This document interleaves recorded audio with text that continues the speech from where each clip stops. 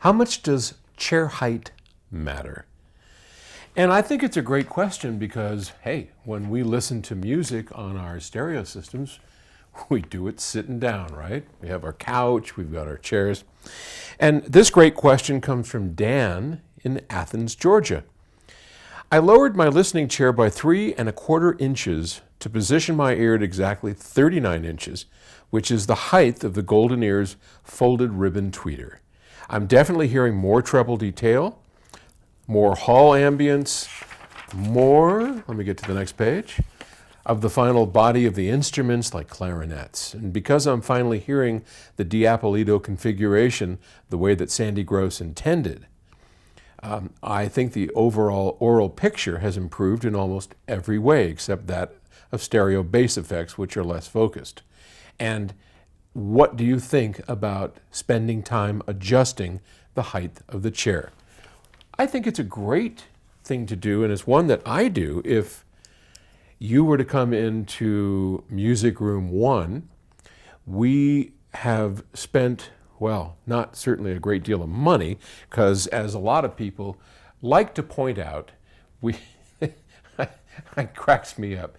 People will see, these giant speakers and all the money we've invested in here, and they go, you've got some just crappy looking IKEA furniture, right? And these are definitely crappy IKEA furniture, but I love them. I'll tell you a little story about these. Years ago, I walked into a showroom in, I think it was somewhere in Northern California, and they had a great listening room set up, and I saw these very comfortable looking chairs, and I thought, wow.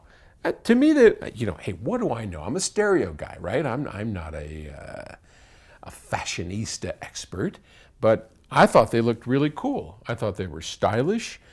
I liked him, and I said, hey Michael, where'd you get these chairs? He goes, IKEA. They're called Buon or Boan. I think I paid $120 each for them. They're comfortable.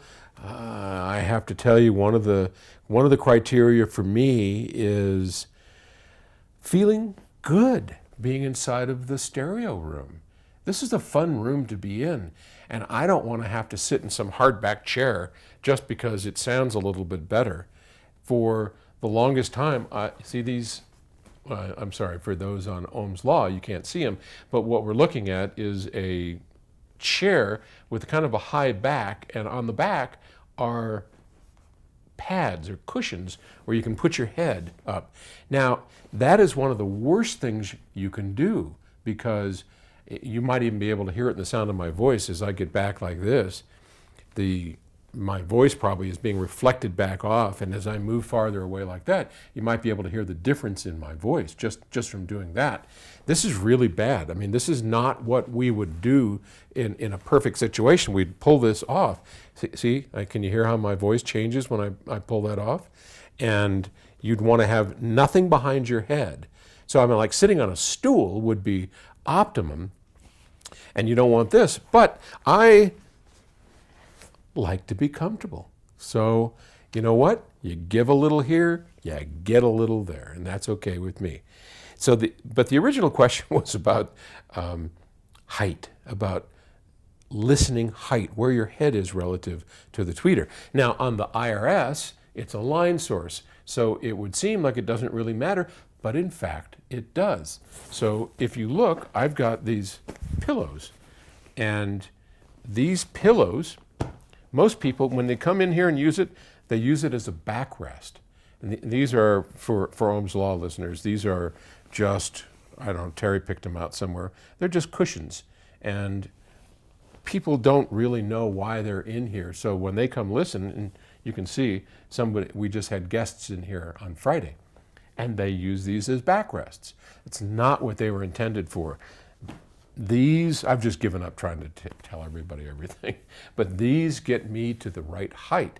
And the difference in sound with this one stupid 6-inch tall pillow is enormous.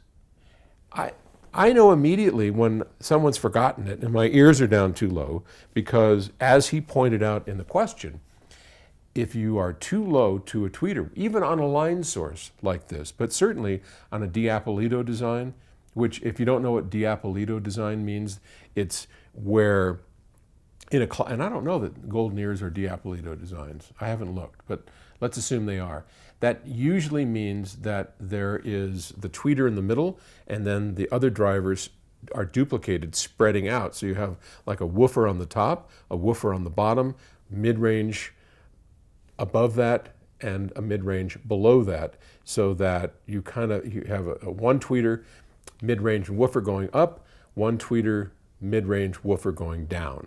And that's typically what we would consider debauchery. I think it's Joseph Debauchery was the guy that kind of came up with that. But in any case, wherever your tweeter is, you want to be on axis with that tweeter, though we do like tweeters off axis in the lateral sense, to the left and to the right. So we want it to be at ear height, but facing straight on, so it kind of bypasses us and doesn't go in like a laser beam, if you will. So that's my best advice on chair height. And yeah, I do think it's important. I think you should pay attention to it. And the easiest way to do it is just start listening, especially on a vocal. Do something simple and just kind of raise yourself up and like this, and then kind of lower it back down and see where it sounds best. And that's the perfect height for your chair. So I have, by a long experimentation, done that. And by the way, one last thing. These particular chairs, and I know you can't see it, but they lean back too much. So we went to a great deal of trouble to screw in footers that we then push the chairs forward.